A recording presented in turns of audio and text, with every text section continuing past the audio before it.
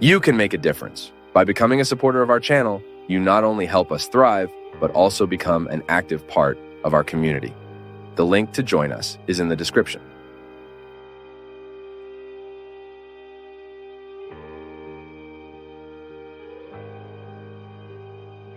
The world is lacking in no. I see that more and more parents are afraid to say no to children. Women are still afraid to say no to husbands, and some husbands fear saying no to their wives. People are afraid to say no to friends, daughters, in-law who can't say no to mother, in-law, bosses who can't say no to subordinates. Perhaps some do not even kidnap people, but they have small outbreaks when they hear no.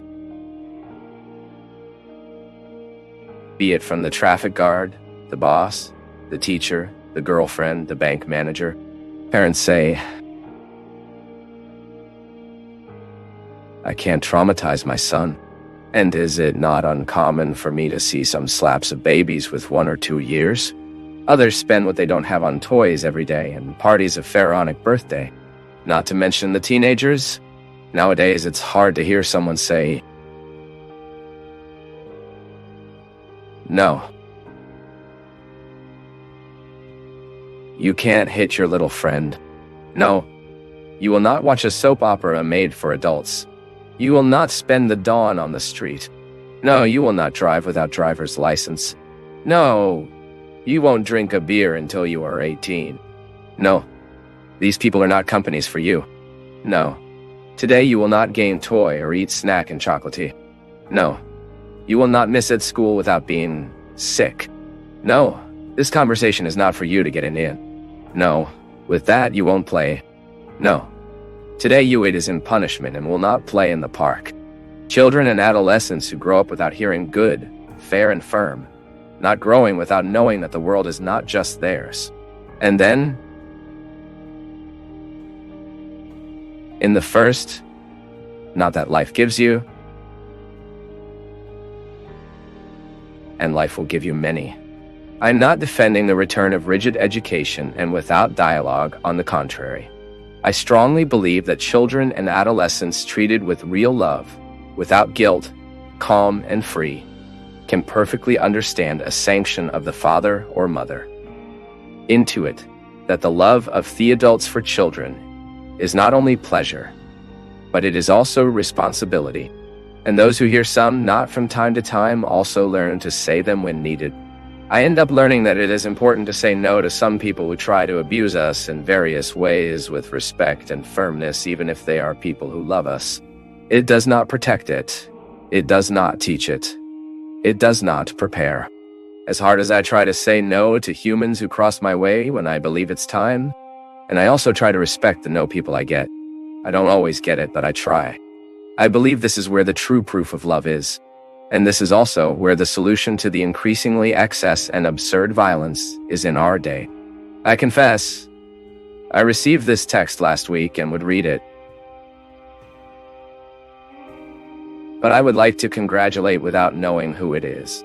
But she set out to make a reflection. People, absolutely valid for the present day. My people, more and more I convince myself.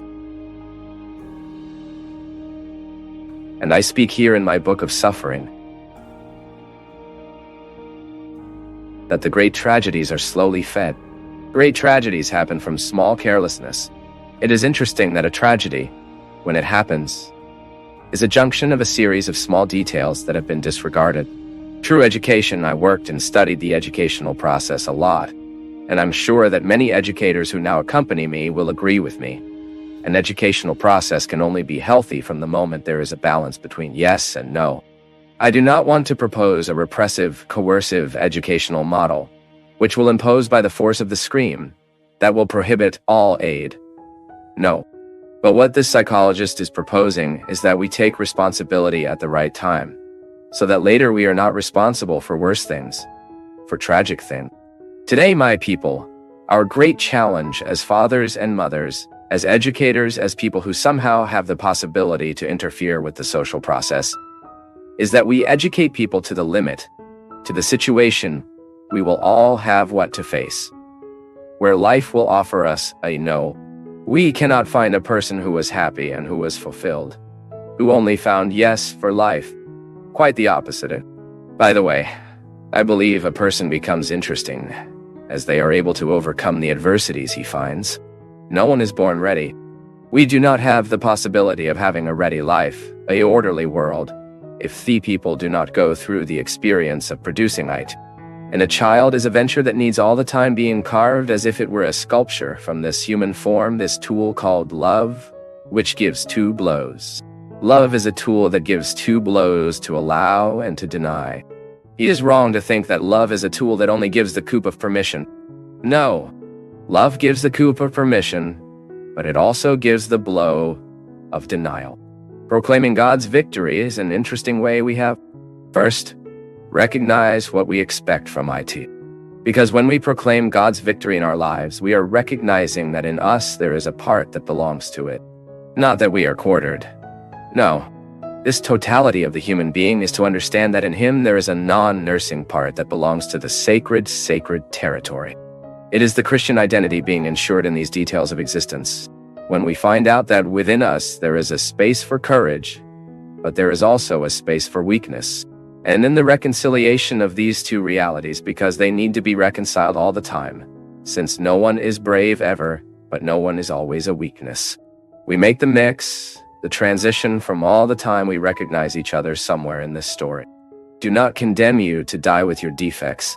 Sad thing, my people. That's when we talk like that. I'm like this and don't change. Why, when we say we will not change, somehow we have already started to die. Because what does not change? This is why the concept of holiness is a dynamic concept that moves us all the time for life. Holy is not the one who is in the definitive. No, saint is the one who is in the constant movement of fighting to be better. Holiness. We are all invited to live. And sometimes we think saint is a thing of people who are already on the altar. No, holiness is a reality. It is a struggle for which we are all summoned. No, you do not have to be accommodating in the defects we have. It is so good that we have the feeling that has grown. Lift your eyes. Unlock your voice. Come receive new garments of light. Unlock your voice. You who are so often afraid to say, you who are so often afraid to talk about your difficulties, your boundaries. It is so good for us to have the courage to assume that we are fragile. It is so good that we have the courage to take on fragility because after her courage takes over us. And that is reality. It's not a small conversation, no. Sometimes we strive so much to win, but we forget a small and so fundamental detail in victory.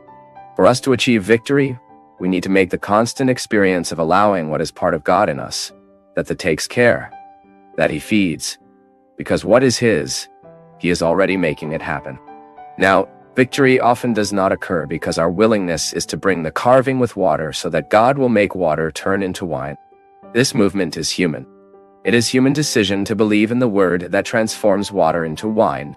Have you ever wondered how many human realities you experience, how many realities you live in your life that are similar to the history of wine, the water that turns into wine? How many human realities would you need to have the courage to present to the Lord and say, "Oh, my water and I would very much like the wine to happen. It's the struggle I bring, Lord. It is the commitment I have lived every day of my life. And I wait for your miracle. Because I know that this miracle occurs from 2 paths, mine and yours, which at one point come together. These are 2 gestures that have the power to transform and happen, and to do what once seemed impossible. Impossible causes, we often say. There are many causes that are impossible. It is because we have not done what is possible yet. We only have the right to wait for the impossible after we have done everything that was possible to us. And bringing the carving with water is a way we have to present to the Lord our commitment and our willingness. God, enter our life is here. Sometimes we often say that the one who converts is the heart, huh? But let's be... God gets in your head, you know why? The heart is just metaphor of what the brain has already decided. You love it, is here. Therefore, when the head does not work, the suffering is the heart. When we do not decide the person we are going to love, who suffers is the poor thing here, who is living the pressures. And then he gradually informs. And so, God happens in our head. That is why the Greeks had a very interesting expression which belongs to the context of philosophy, which a person is in fact modified as after the methane happened in it. Do you know what metatoia means? Change of mindset. What before revolved to the right now rotates to the lefty. This is conversion. Our reasoning managed to encompass some realities that before it did not encompass. Then we think more broadly, and sometimes things go badly in our lives. It's because you really lack vision. We still have to think differently. Because God happens in our lives when we think. God happens in our lives when we act for common sense. Or when we start putting our lives from some reflections. Or when we start living more reflected. Then we start to open the horizons to what seems so close. Then we started lighting lights in places that were once so dark.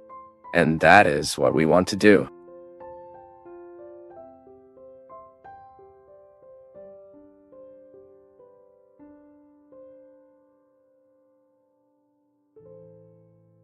Thank you for joining us on this enlightening journey at Path of Faith.